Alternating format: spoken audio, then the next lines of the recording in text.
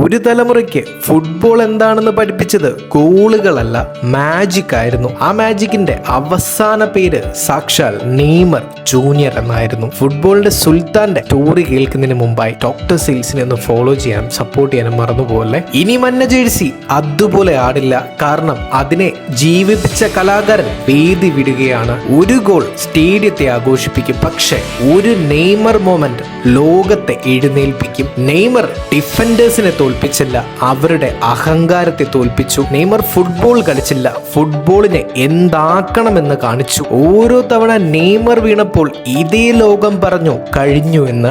ഓരോ തവണ അതേ നെയ്മർ എഴുന്നേറ്റപ്പോൾ ഫുട്ബോൾ പറഞ്ഞു ഇനി കുറച്ച് മാജിക് ബാക്കിയുണ്ട്. നാളെ വേറെ നമ്പർ 10 വരും, വേറെ സ്റ്റാർസ് വരും, ഗോളുകൾ വരും, ടൈറ്റിലുകൾ വരും. പക്ഷെ ഒരു കുട്ടി ഗ്രൗണ്ടിൽ ഇറങ്ങി ആദ്യമായി റെയിൻബോ ഫ്ലിക്ക് അടിക്കാൻ ശ്രമിക്കുമ്പോൾ അവിടെ നെയ്മർ ഇപ്പോഴും ജീവിച്ചിരിക്കും. ചില പ്ലേയേഴ്സ് റെക്കോർഡുകൾ വിട്ടുപോകും, ചില പ്ലേയേഴ്സ് ട്രോഫികൾ വിട്ടുപോകും. പക്ഷെ നെയ്മർ ഫുട്ബോൾ വീണ്ടും സുന്ദരമാണെന്ന് വിശ്വസിച്ച ഒരു തലമുറയെ വിട്ടുപോകുന്നു.